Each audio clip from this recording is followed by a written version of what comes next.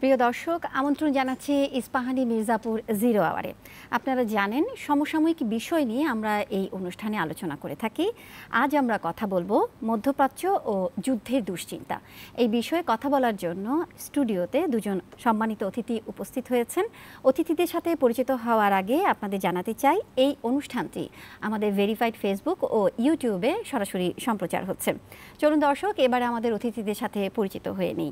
আমার ডানে আছেন রিয়ার অ্যাডমিরাল অবসরপ্রাপ্ত ASM আওয়াল, সাবেক রাষ্ট্রদূত ও নিরাপত্তা বিশ্লেষক, এবং তার পাশে আছেন মাহবুব কামাল, সাংবাদিক ও কলামিস্ট।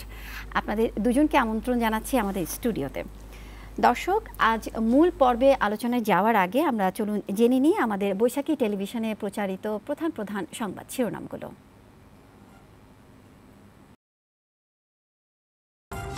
শেখ হাসিনার আমলে মেট্রো রেলে চুক্তিভিত্তিক নিয়োগের প্রকল্প পরিচালকরা এখনো বহাল। 4 প্রকল্পের দায়িত্বে 2 জন, কাজে গতি নেই।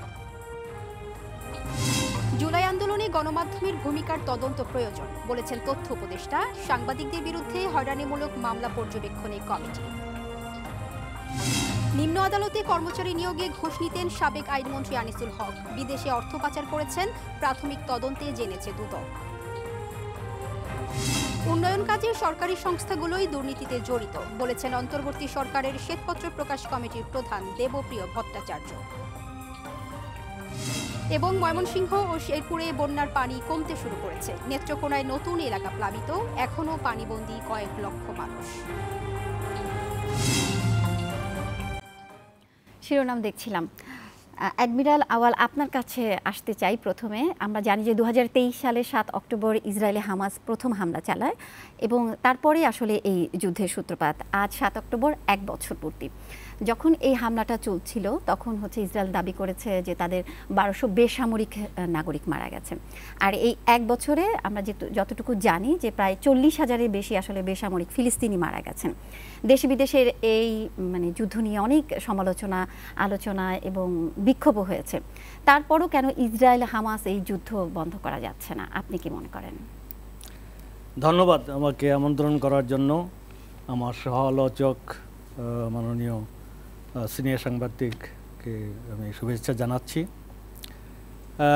আপনার যে প্রশ্ন, $1 মিলিয়ন প্রশ্ন, যে কেন বন্ধ হচ্ছে না, তো এখন যেটা প্রেক্ষাপট দেখা দিচ্ছে তাতে এটা তো বন্ধ না হয়ে বরং এটা বেড়ে যাচ্ছে। যেটা শুরু হয়েছিল ইসরায়েল এবং হামাসের ভিতরে, সেটা এখন লেবানন যুক্ত হয়ে গেছে, তার সাথে ইরান যুক্ত হয়ে গেছে। ইরান আক্রমণ করেছে, তার মিসাইল আক্রমণ করেছে এবং ইসরায়েল হুমকি দিয়ে বসে আছে যে সে একটা অত্যন্ত ভয়াবহ একটা জবাব দেবে। তো এইটার বেসিক যদি আপনি কেন বন্ধ হচ্ছে না সেটাও তো বিস্তর আলোচনা। এটা তো আর এই 7 অক্টোবরে শুরু হয় নাই। ইসরায়েল যেটা বলতে চাচ্ছে এবং পশ্চিমা দুনিয়া তার যে এলাই, তারা ওইটা বলতে চাচ্ছে as if everything started on 7th October with the হামাসের অ্যাটাকের সাথেই এটা শুরু হয়েছে। তো সেটা তো ঠিক না। হামাস আক্রমণ করেছে, সেটা অবশ্যই সত্য কথা। যেটাকে বলা হয় ইসরায়েলের মতো একটা অত্যন্ত সচেতন এবং শক্তিশালী একটা সামরিক শক্তি, যেটা সবসময় অ্যালার্ট থাকে, একটা বিগেস্ট সামরিক এবং ইন্টেলিজেন্স ফেইলার তাদের ইতিহাসে। তো সেই হিসাবে আক্রমণে 1200 লোক মারা গেছে। দুঃখজনক, এটা ডেফিনেটলি সে যুদ্ধ অপরাধ, বলার অপেক্ষা রাখে না।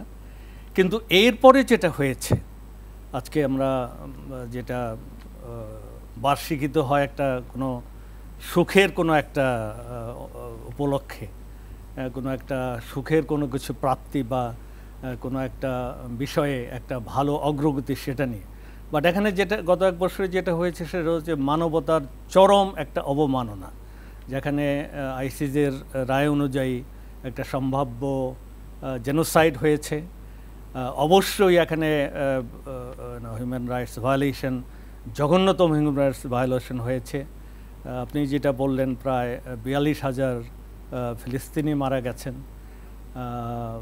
দুঃখজনকভাবে ১৬,০০০ প্লাস শিশু মারা গেছে, ১৯,০০০-এর মতো শিশু এতিম হয়ে গেছে। তারপরে বিকলাঙ্গ তো অনেক আছে। অত্যন্ত দুঃখজনক, মানে ১,০০০-এর বেশি বিকলাঙ্গ, যেটা বলা হয় হাইয়েস্ট অ্যাম্পিউটিস ইন দ্য ওয়ার্ল্ড, মানে একটা যুদ্ধে, এক বছরের একটা যুদ্ধে। তো এই অবস্থা, মানে ইসরায়েলিদের তো উদ্দেশ্য ছিল যে গাজাকে তারা শেষ করে দিবে, সেই হিসাবে তারা সফল, যে এখন গাজার 90% স্থাপনা এটা ধ্বংস হয়ে গেছে। তারপরে 95% লোকজন তারা উৎখাত হয়ে গেছে, ঘর বাড়ি হারিয়েছে। এটা যে ব্র্যান্ড একটা ধ্বংসস্তূপ সেটা বলা চলে। কিন্তু যে উদ্দেশ্য নিয়ে ইসরায়েল শুরু করেছিল একটা যে কোনো যুদ্ধের, তো যুদ্ধ, ইসরায়েল যেটা যুদ্ধ শুরু করলো 17 তারিখ বিকাল থেকে 4:30 থেকে উইথ এয়ার অ্যাটাক, তার উদ্দেশ্য ছিল যে হামাসকে নির্মূল করা এবং ওই যে 450 মতো যে ক্যাপটিভ যারা ছিল, যাদের ধরে নিয়ে গিয়েছিল, তাদেরকে ফেরত নিয়ে আসা, এই দুইটা ছিল উদ্দেশ্য। তা এখন পর্যন্ত 100 বন্দী এখনো রয়ে গেছে হামাসের কাছে। আর ইসরায়েলি হিসাব অনুযায়ী যেখানে উৎখাত করার কথা, সেখানে তার অনুযায়ী 50% হামাস যোদ্ধা মারা গেছে। এর ভিতরে হলো যে এই গত 6 তারিখ রাত্রে ইসরায়েল একটা ঘোষণা দিয়েছে যে নর্দার্ন ইসরায়েলে, গাজাতে এখানে ইভাকুয়েশন অর্ডার তারা দেয় যে জনগণকে সরে যাওয়ার জন্য, কারণ ওখানে হামাস রিগ্রুপ হচ্ছে, ওখানে অ্যাটাক করতে হবে। আর একটা হলো যে 7 তারিখে সকালবেলা 9টা রকেট আবার হামাস ফায়ার করেছে খান ইউনুস থেকে।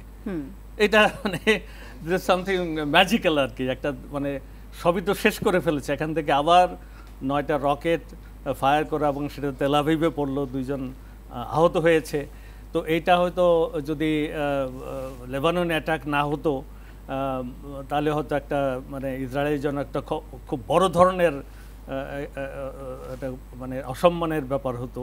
কিন্তু যেহেতু এখন লেবানন এবং ইরানের যুদ্ধের ডামাডোলে সব কিছু ধামা পড়ে গেছে, বাট প্রশ্ন মানে পয়েন্ট যেটা হচ্ছে, যে উদ্দেশ্য ছিল সামরিক এবং রাজনৈতিক উদ্দেশ্য ছিল, সেটা 1 বছর সফল হয় নাই।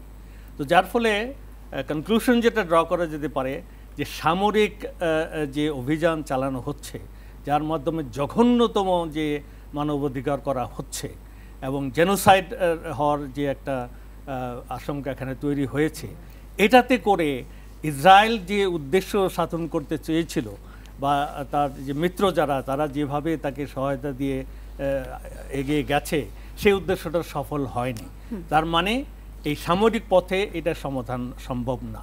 আর বিগার স্কেলে যদি বলতে হয়, এই যে আরব ইসরায়েলের যে যুদ্ধটা, এটার মূল কারণ হচ্ছে দ্য প্যালেস্টাইনিয়ান এবং যে ইহুদিবাদ, জায়নিজম, এই দুটার যে সংঘর্ষ, এটা আর মার্কিন যুক্তরাষ্ট্র এবং ইরান, এদের যে রাইভালরি, এই দুটো হচ্ছে মূল কারণ।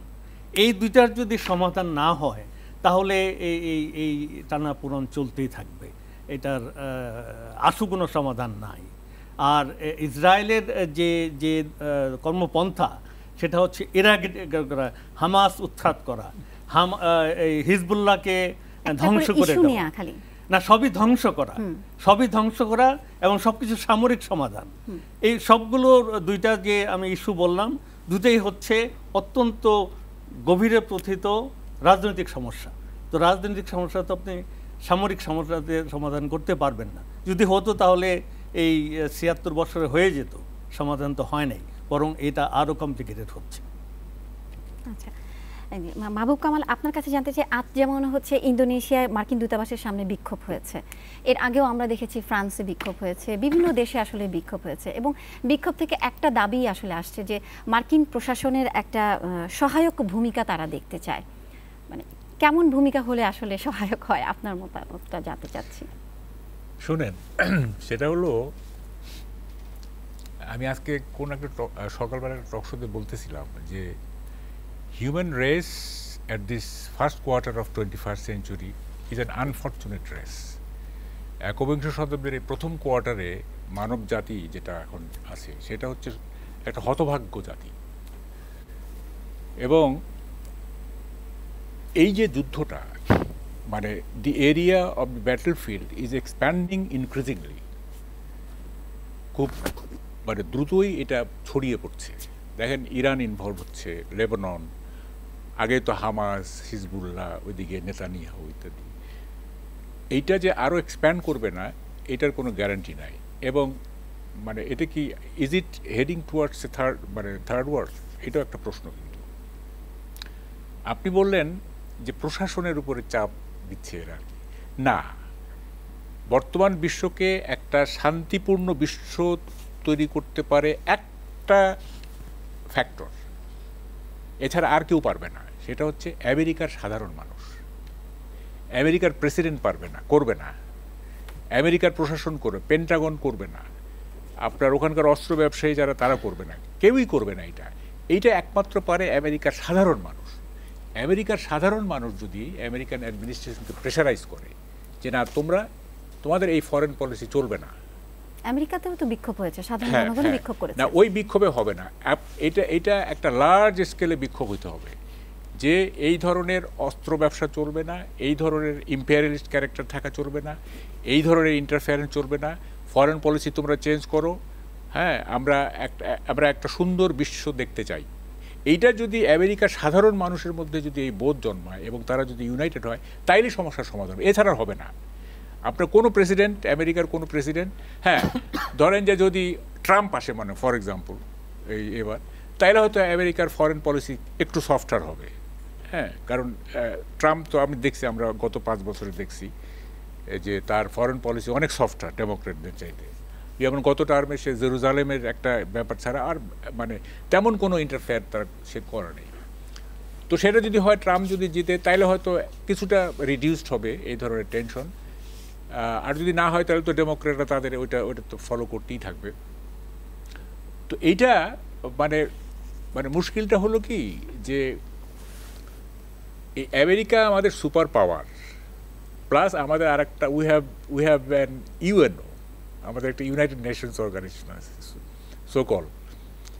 তো এই দুইটা আবার, একটা তো হচ্ছে আপনার রিয়েলি বাঘ, আর একটা হচ্ছে কাগুজে বাঘ, সেটা হচ্ছে যে ইউনাইটেড নেশনস অর্গানাইজেশন। এদের কি শুভবুদ্ধি কখনো হবে না? এবং একটা তো হলো যে ইউএনও তো ফাংশনই করতে পারতেছে না। আমি প্রায় বলি যে ইউএনওর শুধুমাত্র যে সমস্ত ওই অর্গান যেগুলো আছে, যেমন UNICEF, UNESCO, world health organization, FAO, UNDP, এগুলি এক্সিস্ট করতে পারে, এরা হিউম্যানিটেরিয়ান কাজ করে ইত্যাদি। কিন্তু general assembly, security council, what is the use of all this? হ্যাঁ, এই যে ক্লাব, এই যে ইউএন জেনারেল অ্যাসেম্বলি, ইউএনজিএ বলে যেটাকে আর কি, ওখানে গিয়ে head of the state, head of the government, ওরা গিয়ে বক্তৃতা দেয়, তারপরে শেষ। তারপরে সিকিউরিটি কাউন্সিল, একটা অদ্ভুত মানে বডি আর কি। হ্যাঁ, যে কেউ ভেটো দিলে, একটা সুপার পাওয়ার ভেটো দিলে হোল থিং ইজ মানে গন। তো এগুলি তো ধরেন যে মানে এগুলি ফার্স আর কি। হ্যাঁ, united nations has become a farce. এবং ইউনাইটেড নেশনে আমরা কী দেখি, আমি একটা লিখছিলাম যে জাতিসংঘ হচ্ছে বৃষ্টি শেষের রংধনু। ঘটনা ঘটে যাওয়ার পরে উপস্থিত হয়, তারপরে হয়ে যায় ঢাকাইয়া পুলিশ, মানে উপস্থিত হয় ঠিকই কিন্তু কিছু করতে পারে না। হ্যাঁ, তো এই অর্গানাইজেশনগুলো রাখার কি মানে, ইউএনএ রাখার কি মানে আছে? Absolutely meaningless. এটা ডিসমেন্টেল করে দেওয়া উচিত। এটা যা মানে পুরো পৃথিবীর আওয়াজ ওঠা উচিত যে জেনারেল অ্যাসেম্বলি, সিকিউরিটি কাউন্সিল থাকতে পারবে না, এগুলি থাকুক, ইউনেস্কো এগুলি থাকুক। কেন আমরা এই হোয়াইট এলিফ্যান্ট পুষবো? আমরা তো চাঁদা দিই, তো চাঁদা দিই না আমরা? তো এই হোয়াইট এলিফ্যান্ট পোষার তো কোনো মানে হয় না। আচ্ছা, গেল এটা আমেরিকা। আচ্ছা, আমেরিকা দেখেন আমি তো একটা বলি যে যদি নিউ ওয়ার্ল্ড অর্ডার আপনাকে করতে হয়, বিশেষত মিডল ইস্টে যদি আপনার মানে একটা ডিসিপ্লিন অর্ডার তৈরি করতে হয়, এটা তো আমেরিকা ছাড়া হবে না। খামাখা তো বলে লাভ নাই, এটা আমেরিকাকে এটা করতে হবে। এবং ইফ আমেরিকা ডিজায়ার্স যে হ্যাঁ না আমরা এমন একটা মিডল ইস্ট চাই যেখানে কোনো সংঘাত থাকবে না, থাকবে না, সবাই শান্তি থাকবে, তাইলে এটা হইতে পারে। তা না হলে তো এটা হবে না। কারণ দেখেন মানে ঠিক আছে আপনার কি বলে যে আরে দেশটা ইসরায়েল আমেরিকার অ্যালাই, ঠিক আছে, কিন্তু এইটা কি মানে ইজ ইট অ্যান অ্যালায়েন্স? এটা কোনো অ্যালায়েন্স হতে পারে যেখানে আমেরিকার প্রেসিডেন্ট বলতেছে যে আমি দরকার পড়লে ইহুদি হয়ে যাব, হ্যাঁ মানে প্রয়োজনে আমি ইহুদি হয়ে যাব। মানে আমেরিকার মতো একটা দেশের প্রেসিডেন্ট বলতেছে, মানে কোন আমেরিকা? জেফারসনের আমেরিকা, ওয়াশিংটনের আমেরিকা, আব্রাহাম লিঙ্কনের আমেরিকা, হ্যাঁ সেই আমেরিকার প্রেসিডেন্ট একজন এসে বলতেছে যে আমি প্রয়োজনে ইহুদি হয়ে যাব। মানে চিন্তা করেন আর কি। মানে তো এই যে মানে আমেরিকার বর্তমান প্রশাসন ডেমোক্রেট, তাদের কি তারা বলতেছে তাদের ডক্ট্রিন অফ ডেমোক্রেসি বলতেছে সব জায়গায় ডেমোক্রেসি, হিউম্যান রাইট, নানা রকম কথা বলে আর কি হিউম্যান রাইট নিয়ে। বিভিন্ন দেশের হিউম্যান রাইটের মানে বক্তৃতা দেয়, আমাদের হিউম্যান রাইট নিয়ে বক্তৃতা দেয়, কিন্তু দেখেন মানে কিভাবে হিউম্যান রাইট ভায়োলেশন হচ্ছে মানে গাজা এবং ইসে, হ্যাঁ, কিন্তু তাদের কোনো বিকার নাই। হ্যাঁ, তাইলে এই যে মানে এটার কি বলে ডাবল স্ট্যান্ডার্ড, হ্যাঁ, মানে ইসরায়েলের স্বার্থের জন্য একরকমের স্ট্যান্ডার্ড, আবার কি বলে যে আমাদের দেশের মানে ওই অন্যান্য দেশে যে সমস্ত লেকচার টেকচার দেয় সেগুলির জন্য আরেক ধরনের স্ট্যান্ডার্ড। তো এটা তো হলো না। তো এখন আমি যেটা মানে সলিউশন মানে সমাধান আমি অনেক চিন্তা করে দেখছি যে আসলে সমাধানটা কোন জায়গায়। আমি এটা নিয়ে ভাবছি অনেক। আমি দেখছি যে এটা আমেরিকার সাধারণ পাবলিকই এটা দি কি of solution lies within the general people of America. তারা যদি চায় তাইলে এই পৃথিবী ভালো হবে, তা না হলে এই পৃথিবী এইভাবেই চলতে থাকবে। হ্যাঁ, এইভাবেই চলতে থাকবে এবং এই অভিশপ্ত জীবন নিয়ে কাটাইতে হবে ফিলিস্তিনিদের, আমাদের সবারই। কারণ ধরেন ওইটা আমেরিকা অন্যান্য জায়গায় ইন্টারফেয়ার করে, এটা খুব মজার একটা ব্যাপার আছে। যেমন ধরেন এই যে কৃষি ব্যাংক যে লোন নেয়, হ্যাঁ, এই যে কৃষকরা, কৃষি ব্যাংকের ম্যানেজার বা অথরিটি কিন্তু সবাইকে ধরে না। হ্যাঁ, যেটা মনে হয় যে না একে চাপ দিতে হবে, তো সে চাপ দেয় এবং সে লোন আদায় করে, আর হয়তো অনেক হয়তো আনট্রাস্ট থেকে যায়। তো আমেরিকার ব্যাপারটা ওরকম আর কি। এই যে যারা শান্তিতে আছে, আমেরিকা মনে করতেছে না যে এদেরকে টাচ করা দরকার। যদি সে মনে করে যে ইফ ইট রিয়েলি মিনস যে এখানে আমাকে টাচ করতে হবে, করবে টাচ, এবং ওইটাও আপনার মানে ঝামেলা হয়ে যাবে। হ্যাঁ, তো এই যে একটা রাষ্ট্র এইভাবে পুরো পৃথিবীটাকে এইভাবে নিয়ন্ত্রণ করছে, এই মানে এই বাস্তবতা থেকে আসলে যদি পৃথিবী বেরিয়ে আসতে না পারে তাইলে এই পৃথিবীতে শান্তি কখনোই আসবে না। হয়তো মানে যারা এখন পর্যন্ত আনট্রাস্ট আছে, মানে এখন তো আমেরিকা ধরেন অনেক ভালো হয়েছে। আমরা তো 60s দেখছি আমেরিকার যে, আপনি নিশ্চয়ই এটা মানে you can recall the American, এই যে বলিভিয়াতে বা এই যে এইসব জায়গায় প্রেসিডেন্সিয়াল প্যালেস স্ম্যাশ করে দিয়েছে, তারপর বলছে will not allow any Angola in our door step. এই কাহিনী তো আমরা দেখছি। তারপর ভিয়েতনামের 20 ইয়ার্স তারা কিভাবে মানে যুদ্ধ করে গেল, তারপরে বিভিন্ন জায়গায়। এখন ধরেন যে আমেরিকার যুদ্ধটা ওই মানে এই কী বলে যে ফিলিস্তিনকে কেন্দ্র করে ওখানেই মোটামুটি ইয়ে আছে। যদিও এখন যে অবস্থা দাঁড়াচ্ছে, ইরান যেভাবে ইনভলভ হয়েছে আর কি, এখন দেখা যাবে যে মানে যুদ্ধের চেহারাই হয়তো পাল্টায় যাবে। হ্যাঁ, এবং এটা America will be more aggressive আমার কাছে যেটা মনে হচ্ছে আর কি। এবং ইসরায়েলের ব্যাপারটাও বুঝি না। ইসরায়েলের দেখেন ডোমেস্টিক পলিটিক্স এত ডেমোক্রেটিক, ইসরায়েলের কিন্তু ডোমেস্টিক পলিসি খুবই ডেমোক্রেটিক, কি ধরেন ফরেন পলিসিতে দেখেন বাট এটা অদ্ভুত ব্যাপার। আপনার আমেরিকাতে দেখেন সব ওদের ডোমেস্টিক্যালি সব হিউম্যান রাইট, অমুক তমুক, সবাই স্বাধীনতা, অমুক তমুক, সবার লিবার্টি আছে এই সাথে। যখনই ফরেন পলিসিতে এসে গেল তখন দেখা যায় যে তারপরে এত ন্যাস্টি আর হতে পারে না। তার দেশে সবাই সুসভ্য, কিন্তু বাইরে আসলেই তারা এটা it's a very big paradox আমার কাছে মনে হয়, যে একটা মানুষ মানুষ এভাবে মানে আমেরিকার পাবলিকের জন্য আমেরিকান প্রেসিডেন্ট একরকম, আবার সারা বিশ্বের মানুষের জন্য আমেরিকান প্রেসিডেন্ট আর এক রকম। একটা মানুষ এরকম হইতে পারে, মানে এটা তো আমার কাছে আমার মাথায় ঢুকে না আর কি। এটা কোন সাইকি? হ্যাঁ, তুমি আমেরিকার সাধারণ মানুষের জন্য তুমি সব মানে ওখানে ডেমোক্রেসি, লিবার্টি, হিউম্যান রাইট, এই সেই কত কিছু আর কি। আর যেই আপনি আটলান্টিক পার হয়ে গেলেন তেই আপনার মাথা খারাপ হয়ে গেল যে আরে মানে এগুলো সব দাস হয়ে গেল আপনার। তো এই আমেরিকান প্রেসিডেন্টদের এবং আরেকটা জিনিস আমি আমি আমি স্টাডি করে দেখছি, আপনি নিশ্চয়ই ফলো করছেন, সেটা হচ্ছে যে ডেমোক্রেটরা নামে কিন্তু গণতন্ত্রী, রিপাবলিকানরা কিন্তু গণতন্ত্রী, বরং মনে হয় যে রিপাবলিকানরা একটু অ্যাগ্রেসিভ। কিন্তু দেখেন বাস্তবে কিন্তু ডেমোক্রেটরা হচ্ছে অল আর অ্যাগ্রেসিভ এবং সব যুদ্ধবাজ, কয়েকটা ছাড়া। যেমন withdraw Wilson in last century, এই সেঞ্চুরির ধরেন ক্লিনটনকে আপনি বলতে পারেন টু সাম এক্সটেন্ট এরকম। আর in comparison to democrat, the Republicans আর মোর সফটার।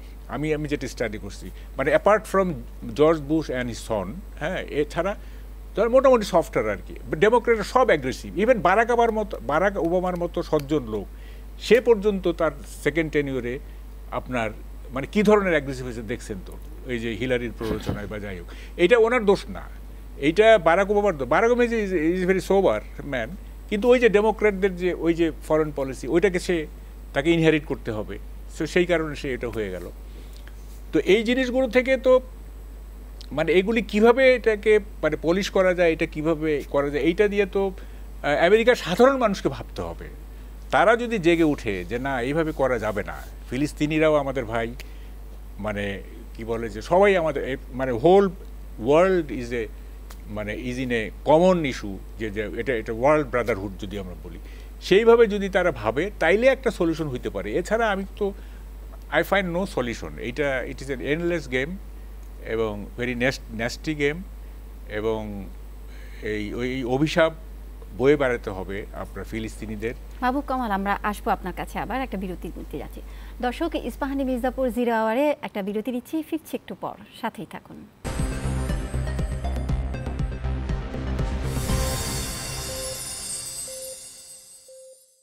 বিরতির পর ফিরে এলাম ইস্পাহানি মির্জাপুর জিরো আওয়ারে। অ্যাডমিরাল আওয়াল, আপনার কাছে জানতে চাই, আজকে একটা প্রতিবেদন দেখলাম, কস্ট অফ ওয়ার প্রকল্পের এক প্রতিবেদন এসেছে যে যুক্তরাষ্ট্র এই এক বছরে $1790 কোটি পরিমাণ সামরিক সহায়তা পাঠিয়েছে ইসরায়েলে। অন্যদিকে আমরা আসলে মুসলিম বিশ্বের অনেকটা নীরবতা দেখছি ফিলিস্তিনিদের জন্য। আপনার কি মনে হয় কেন? এটা আপনার বিভিন্ন কারণ আছে। আমি আমেরিকা থেকে শুরু করি। আমেরিকার সাথে যে ইসরায়েল যে রিলেশনশিপটা, এটা তো বেসিক্যালি ইসরায়েল রাষ্ট্রটা যদি আমরা দেখি, এটা কি হলো, ইউরোপে ইহুদিদের খুব অত্যাচার করা হচ্ছিল। এক পর্যায়ে তো হিটলার তাদেরকে মানে একদম সমূলে উৎপাত করার মতো অবস্থা হয়ে গেল আপনার হলোকস্টের মাধ্যমে। তো তখন যেটা একটা পরিকল্পনা ছিল, যেটা মানে ইউরোপিয়ান ইহুদি স্টেট, এটা কোথায় যাবে, এটাকে এনে কোনো এক জায়গায় বসাতে হবে। তো সেই জায়গা চলে আসলো এই আরব দেশগুলোর ভিতরে, মধ্যপ্রাচ্যে, এখানে এনে এটাকে বসানো হলো। তো ওই যেটা বলে জন্মে আজন্ম পাপ, এ হচ্ছে ইসরায়েলের যে জন্ম কাহিনীটা আর কি।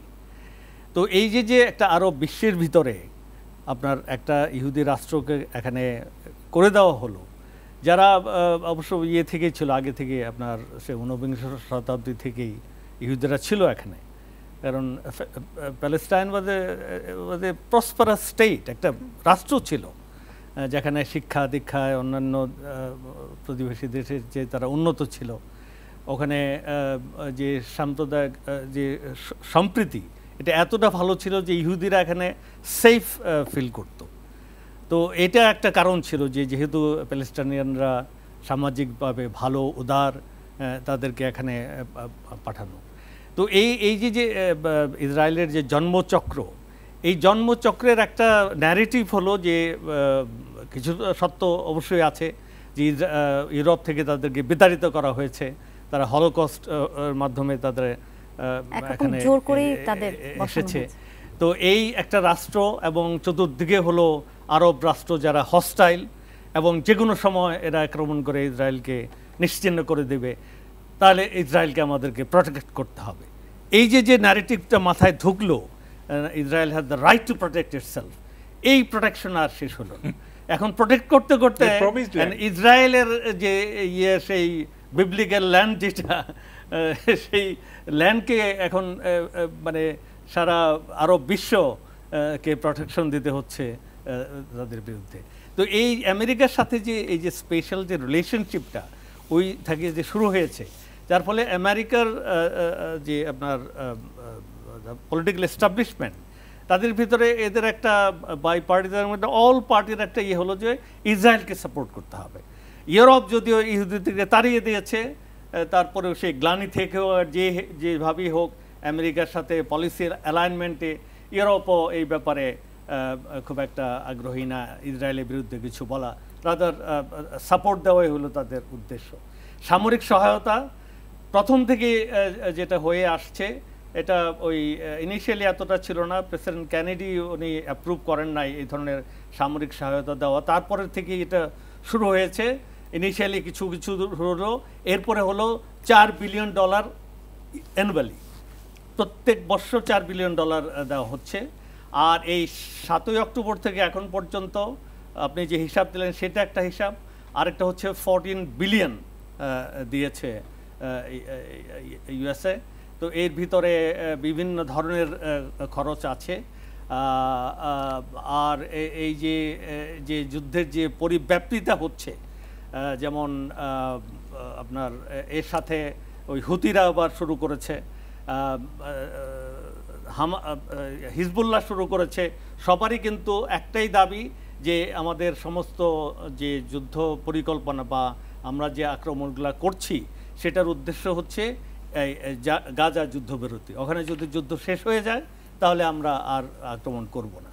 তো এখানে যে হুতিরা যে আপনার বাবেল মান্ডাবে জাহাজ আক্রমণ করছে, এটার জন্য আমেরিকা $4 বিলিয়ন খরচ করেছে, কিন্তু সেটা তো সেই সমুদ্র পথকে তো মানে নিরাপদ করা যায়নি।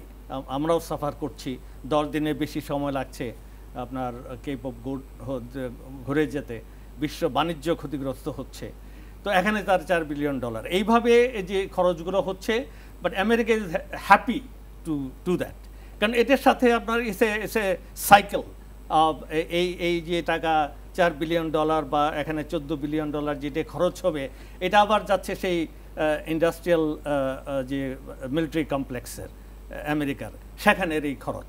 সেখানে অনেক কারখানা আছে, অনেক কর্মসংস্থান এর উপরে নির্ভর করবে। এবং এই যে আমেরিকান ইন্ডাস্ট্রিয়াল কমপ্লেক্স যেটা আছে, মিলিটারি ইন্ডাস্ট্রিয়াল কমপ্লেক্স, এরা হলো আবার আমেরিকার যে 2 বছর পরে পরে যে ইলেকশন, এটার ফান্ডিংয়ের মেইন সোর্স হলো এটা আর কি। তো এই যে একটা চক্র, এই চক্র আপনার এই জন্য আমেরিকা বলে ইউ স্পেন্ড $1 ইউ গেট $2। যুদ্ধের এই হলো ফর্মুলাটা। আর মুসলমানদের জন্য আপনার কাছে আসবো আবার, আমি আমি এক মিনিট শেষ করি। মুসলমানদের ইয়ে হলো যে দে আর কনফিউজড, কারণ এখানে যে দেশগুলো আছে রাজতন্ত্র বিভিন্নভাবে তারা জনগণের প্রতিনিধিত্ব করে নাই, যার ফলে তাদের যে রাজতন্ত্র যেটা আছে সেটা নিয়েই তারা অস্ত্র কিনছে। আমেরিকার এগেইন ওই ইন্ডাস্ট্রিয়াল কমপ্লেক্সের অস্ত্র কিনছে। কেন অস্ত্র কিনছে, কার বিরুদ্ধে করবে, আজ পর্যন্ত কোনো হিসাব কেউ জানে না যে কার বিরুদ্ধে তারা অস্ত্রটা ইউজ করবে। তো এই এক চক্রের ভিতরে আছে। আর তাদের যে ভূরাজনৈতিক যে নিরাপত্তা, সেটার গ্যারান্টার হলো আমেরিকা, যার ফলে এই আমেরিকার বিরুদ্ধে গিয়ে কিছু করার দরকার না। আর এই যে ক্রাইসিস যেটা হলো, সেই ক্রাইসিসের একটা মূল কারণ ছিল যে ওই আব্রাহাম অ্যাকর্ডে তো জর্ডান ইউএই তারা অলরেডি অ্যালায়েন্স করে ফেললো ইয়ের সাথে, ইসরায়েলের সাথে। সৌদি আরবিয়া প্রায় করে যাচ্ছে, তখন আর এই হামাস আর করতে পারে না। This is the time. Saudi আরবেও যদি এটা হয়ে যায় তাহলে মুসলিম বিশ্বকে আর ধরে রাখা যাবে না, উইল বি টোটালি আইসোলেটেড। তখন এই আক্রমণটা হলো। আপনার কাছে আমি জানতে চাই, সেটা হচ্ছে যে আত্মরক্ষার অধিকার ইসরায়েলের আছে, পশ্চিমা বিশ্ব থেকে আমরা এরকম একটা কথা শুনি, এবং এটা আসলে এই ইসরায়েল এবং হচ্ছে ফিলিস্তিনিদের এই যুদ্ধের একরকম সাপোর্টে এই কথাটা বলা হয়। এই যে আত্মরক্ষার অধিকার আছে, এটা কি একপেশে না? এটা কি শুধুমাত্র এর জন্যই?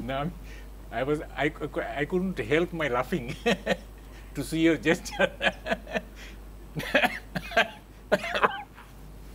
আপনি যেভাবে কথা বলছিলেন, মানে I enjoyed it. আচ্ছা, না কথাটা হচ্ছে যে দেখেন, আমি কয়েকদিন আগে ব্লিংকেনের একটা সাক্ষাৎকার করছি, হ্যাঁ। তো মানে আমেরিকান অ্যাডমিনিস্ট্রেশনের যে সাইকি, এটা খুব মারাত্মক সাইকি, হ্যাঁ। এইটা মানে এরা মানে piece does not coincide with their psyche, এক কথায় শান্তি তাদের সাইকির সঙ্গে যায় না। ব্লিংকনের ইন্টারভিউটা আমি পড়ছি, মানে আমার না মেজাজ এত খারাপ হয়েছে যে একটা দেশের মানে পররাষ্ট্রমন্ত্রী এইভাবে কথা বলতে পারে আর কি। যাই হোক, এখন কথাটা হচ্ছে যে দেখেন আমেরিকান পলিটিক্সটা এটা কিন্তু শুধুমাত্র যে হোয়াইট হাউস নিয়ন্ত্রণ করে আমেরিকান ফরেন পলিসি তা কিন্তু না। আমেরিকার ফরেন পলিসিতে অনেকগুলো স্টেক হোল্ডার আছে, যেমন একটা পেন্টাগন, তারপর ধরো যে ওয়েপন ট্রেডার যারা আছে, যারা অস্ত্র মানে বানায়, যারা কিনে এই সেই কিনে। তো তারপর ওইখানে ধরেন যে মানে ইহুদি সম্প্রদায় যেটা আছে আমেরিকাতে, এটা খুব ডমিনেটিং। কিন্তু আমি যখন MIT-তে গেলাম, আমি একটু ঘুরে টুরে দেখলাম, তো দেখি যে ওখানে মানে large section of the students are Jews, হ্যাঁ, মানে অনেকেই মানে ইহুদি আর কি। এবং ওখানে ধরেন যে ওখানকার মিডিয়াগুলো তো যে টেড টার্নার বলেন, যে এই যে CNN, তারপরে মানে মিডিয়াও কিন্তু ডমিনেটেড বাই দ্য জুস, হ্যাঁ। সো ইহুদিদের একটা বড় এখানে প্রভাব আছে আমেরিকান অ্যাডমিনিস্ট্রেশনে। সবটা মিলেই আমেরিকার ফরেন পলিসি। এখন এইটা এই যে আপনি যেটা বললেন যে আত্মরক্ষা, এখন আত্মরক্ষা কি মানে শুধু মানে নেতানিয়াহু তাকে রক্ষা করবে নিজেকে, তাহলে হামাসের আত্মরক্ষার কোনো সুযোগ নাই, কিংবা হিজবুল্লাহর আত্মরক্ষার কোনো সুযোগ নাই। এই আত্মরক্ষাটা কার? হ্যাঁ, ওরা দোহাই দিল কি যে হামাস মানে আক্রমণ করছে, তারপরে এরা পাল্টা আক্রমণ করছে। তো এইটা মানে হামাস কোন প্রেক্ষিতে মানে আক্রমণ করছে, এটা অনিবার্য ছিল কি না, অথবা আক্রমণের ধরনটা কি ছিল, এগুলো তো বিবেচনার ব্যাপার আছে, তাই না? তো সবটা মিলে এটা খুবই ডিসঅ্যাপয়েন্টিং। উনি যেটা, আর শুনেন, ওদের তো একটা রিলিজিয়াস ইন্সপিরেশন আছে, এটা তো ওদের প্রমিসড ল্যান্ড, হ্যাঁ। সো এখানে টু স্টেট থিওরি খাটবে না, যে ফিলিস্তিন একটা রাষ্ট্র হোক, মানে ওদের দৃষ্টিতে আর কি, ইসরায়েল একটাই, এটা খাটবে না। তো ফলে এইটা মানে এভাবেই তো আসলে শুরুটা হয়েছিল, দুটো আলাদা স্বাধীন রাষ্ট্র। হ্যাঁ হ্যাঁ, তো ফলে এটা হবে না, এবং এটা আমেরিকাও কখনো করতে দিবে না। আমেরিকা চায় সবসময় একটা যুদ্ধাবস্থা তৈরি করে রাখা, এটা তাদের মানে অস্ত্র বিক্রির একটা মানে উপায়। তারপরে কি বলে যে মানে যুদ্ধ অবস্থা না থাকলে তো মাতব্বরিটা করা যায় না, বুঝছেন না? আপনি যদি পুরো পৃথিবী শান্তিপূর্ণ থাকে, তাহলে তার কিসের মাতব্বর? মাতব্বরিটা দেখাইতে হবে। যেমন গ্রামে কি হয়, মাতব্বররা দুই পক্ষে ঝগড়া লাগায় দেয়, ঝগড়া লাগাই দিলে হয় কি, সে ফোকাসে চলে আসে, সে ফোকাসে চলে আসলে সে তার এই প্রভাব দেখায়, এবং তখন সে একটা ক্যারেক্টার হিসেবে দাঁড়ায় যায়। তো যুদ্ধ যদি না থাকে, তাহলে মানে আমেরিকার প্রেসিডেন্টে কে পুষে? আমেরিকার প্রেসিডেন্ট আর আমেরিকার সাধারণ মানুষ তো একই জিনিস। আমেরিকার প্রেসিডেন্ট আলাদা কেন? মানে why he is different from the common people? আলাদা হচ্ছে যে, আবার আসবো আপনার কাছে, আমাদের একটা বিরতি সময় হয়ে গেছে। দর্শক, ইস্পাহানি মির্জাপুর 0 আওয়ারে নিচ্ছে একটা বিরতি, ফিরছে একটু পর, সাথেই থাকুন।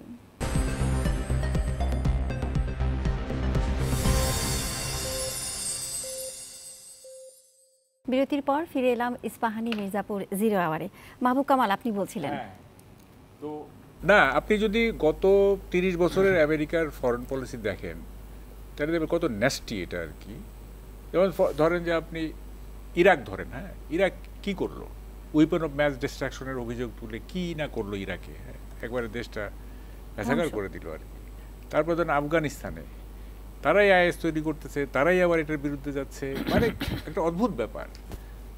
তারপর ধরেন যে সোকল অ্যারাব বসন্ত, অ্যারাব স্প্রিং, সেখানেও দেখেন কতগুলি জায়গায় তারা কি সিরিয়া টিরিয়া এসে কি মানে একটা দেশ এত ন্যাস্টি গেম খেলতে পারে, এটা ভাবা যায় না আর কি। হ্যাঁ, আরে বাবা, এই যে টাকাগুলি খরচ করতেছো, বিলিয়ন বিলিয়ন ডলার খরচ করতেছো, এই টাকাগুলি যদি মানে হিউম্যানিটেরিয়ান গ্রাউন্ডে খরচ করতাম, এই যে দেখেন আফ্রিকার হাড় জিরজিরে সেই শিশু, হ্যাঁ, খাইতে পায় না, চিকিৎসা নাই, অমুক নাই, তমুক নাই।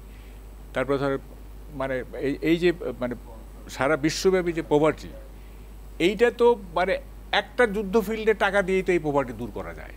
মানে একটা যুদ্ধ যদি থামায় দেয়, ধরেন যে ইসরায়েলের যুদ্ধ যদি সিজফায়ার হয়ে যায়, মানে ফর ইটার্নিটি এটা থাকলো না, তাহলে তো সারা পৃথিবীর মানুষ আপনার মেডিকেল সার্ভিস পাবে, ক্ষুধা নিবৃত্ত হবে, সব কিছু হবে। কিন্তু সেগুলি তারা করবে না। এটা একটা অদ্ভুত ব্যাপার না? আমরা বলতেছি যে এই মানব জাতি সিভিলাইজেশনের একটা বড় ধরনের স্টোন টাচ করে ফেলছি আমরা। হ্যাঁ, তো এটা কি মানে কিসের সিভিলাইজেশন?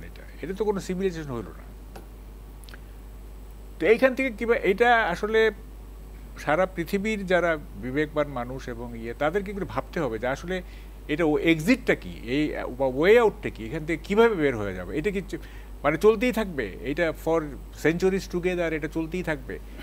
মানে সেই যে শুরু হয়েছে আপনার মানে কি বলে যে সেকেন্ড গ্রেট ওয়ার্ল্ডের পর থেকে যে শুরু হইলো আর কি, এ তো আর থামতেছে না। এবং এইটা যে ওয়ার উইল এন্ড আপ এইটা কিন্তু বলা যাবে না। এমনও হইতে পারে যে যেমন ধরেন 81-এর একটা স্ট্যাটিস্টিক্স আছে যে আমেরিকার হাতে যে ওয়েপন আছে সেটা দিয়ে সেই আমলে 81-এ 17 বার পৃথিবীকে ধ্বংস করা যায়। The world can be destroyed 17 Times. মানে এটা 81-এর স্ট্যাটিস্টিক্স। এখন তো দেখেন এই যে গত 40-45 থেকে মানে কি দাঁড়াইছে আর কি। হ্যাঁ, তো এই যে উইপনের ভান্ডার, হ্যাঁ, এইটা তাদেরকে তো ব্যবহার করতে হবে, তাই না? তারা এটা কেন এত অস্ত্র তারা করে, এই যে নিউক্লিয়ার পাওয়ার থেকে শুরু করে নানা রকমের যে অস্ত্র পায়, হ্যাঁ, এগুলি তো ওই যে কি ওটা ডিসআর্মামেন্ট ট্রিটি যেটা সোভিয়েত ইউনিয়নের সাথে আমেরিকার, এগুলো সব ভূমধ্য সাগরে আটলান্টিকে ফেলে দেয়। এগুলি কি দরকার আছে এগুলি? হ্যাঁ, এগুলি ফেলে দেয়। এবং এটা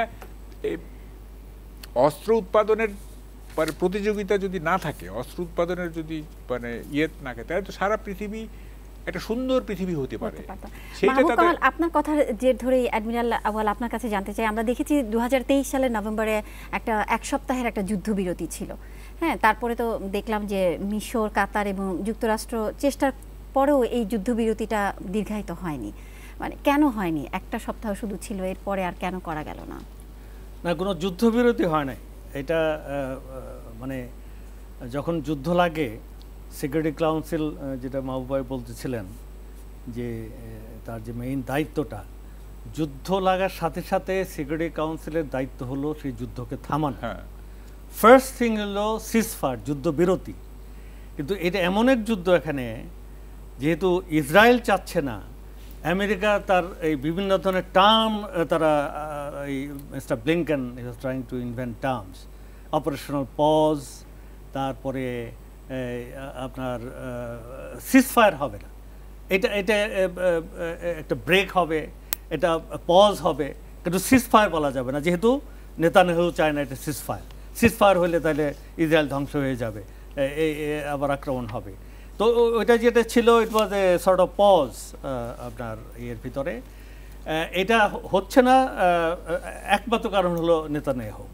এটা ইসরায়েলের লোকজন বলে, আমি আজকেই হেরাজ যে ওদের নিউজ পেপার, ওখানে একটা আর্টিকেল দেখছিলাম, তারা যেটা বলছে যে এই ইসরায়েল রাষ্ট্রটা করা হয়েছিল দুনিয়ার নির্যাতিত ইহুদের জন্য একটা সেফ হোমল্যান্ড করার জন্য, আর Netanyahu has turned it to most unsafe.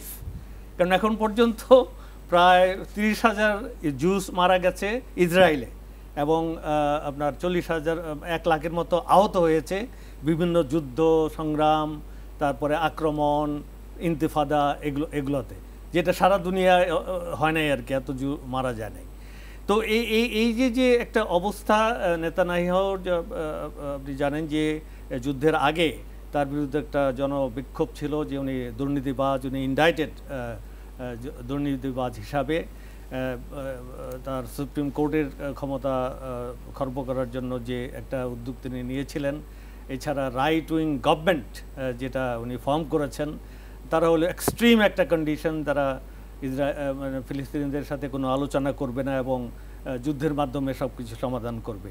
এই একটা অবস্থায় নেতানিয়াহুর অবস্থান হলো যে কোনো ধরনের সমাধান সে যাবে না, আর টু স্টেট সলিউশন সে কোনো দিনই সে রাজি ছিল না, দক্ষিণপন্থীরা এটা রাজি না। যার ফলে যত আলোচনা হচ্ছে, এই সব কিছুই ডিপ্লোমেট পর্যায়ে এটা হচ্ছে, লাস্ট মোমেন্টে যখন সাইনিং হবে বা কিছু একটা হবে, তখন হি পুট সাম কন্ডিশন, কিছু একটা কন্ডিশন দিয়ে দেয়। এটা এখন সবাই জানে। কিন্তু এমনই একটা অবস্থা যে ইউএস প্রেসিডেন্টকে সে এমন একটা ওই মানকাচিবার ভিতরে ফেলে দিয়েছে যে তাকে বলার মতো কিছু নাই। তাকে যে সমালোচনা করবে, এক তো হলো সে যে যেটা সিনিয়র সাংবাদিক বললেন যে বাইডেন যেটা বলেন যে আমি I am a Jew not being Zionist, Zionist না, কিন্তু আমি মনে করি যে আমি একজন জু, তার ভিতরে থেকে একটা ফিলিং আর কি। তো এই হলো অবস্থা। আর আমেরিকান পলিটিক্সে যে ন্যারেটিভটা হলো এই ধরনের, ইসরায়েল ইজ ইন ওয়ার, সে একটা যুদ্ধে আছে, এখন তাকে সাপোর্ট করতে হবে।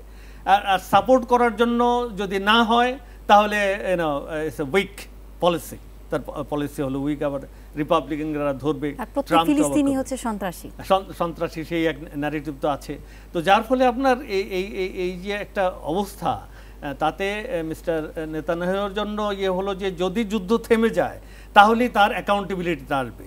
কারণ 7ই সেপ্টেম্বরে যে আক্রমণটা হয়েছিল, অক্টোবরে যে আক্রমণটা হয়েছিল, সেই আক্রমণের total failure of the government, security establishment, কেন এটা হয়েছিল, কেন এত লোক মারা গেল, এই জবাবদিহিতা তারা আসবে।